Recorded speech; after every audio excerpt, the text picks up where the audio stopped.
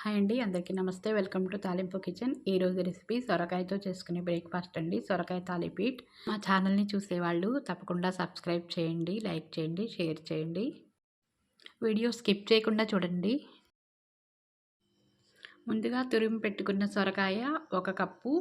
ఒక కప్పుకి ఒక కప్పు గోధుమ పిండి, అరకప్పు బియ్యం పిండి,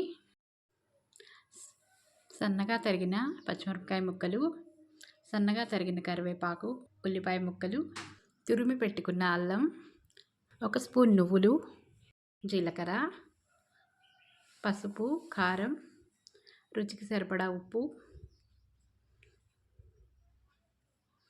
ధనియాల పొడి, కొంచెం గరం మసాలా, ఇవన్నీ వేసి కలుపుకోవాలండి. పిండి కలిసేట్టు కలుపుకోవాలి. ఇదంతా పిండికి కలిసేట్టు కలుపుకోవాలి. ఇందులో నీళ్లు పోయకూడదండి, సొరకాయలో ఉన్న నీరే సరిపోతుంది. అలా ముద్దలా చేసుకోవాలి పిండి. ఈ పిండిలోనే నానబెట్టుకున్న శనగపప్పు ఒక 2-3 స్పూన్లు వేసానండి. మళ్ళీ ఇదంతా కలిపి ముద్దలాగా తయారు చేసుకోవాలి.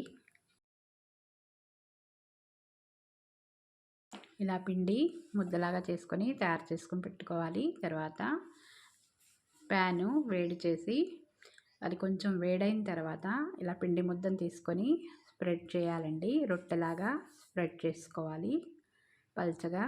ఎంత వీలైతే అంత కాలుతుందండి పెనం, జాగ్రత్త. ఇప్పుడు పక్కల నూనె వేసుకుంటూ కాల్చుకోవాలి.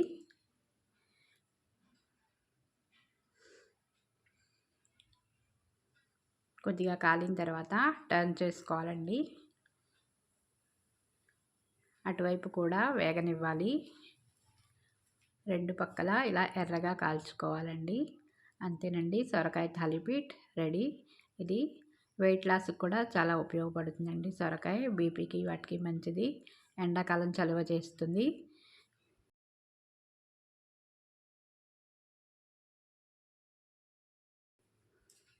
ఈ రెసిపీ నచ్చితే సబ్స్క్రైబ్ చేయండి, లైక్ చేయండి, షేర్ చేయండి. Thanks for watching.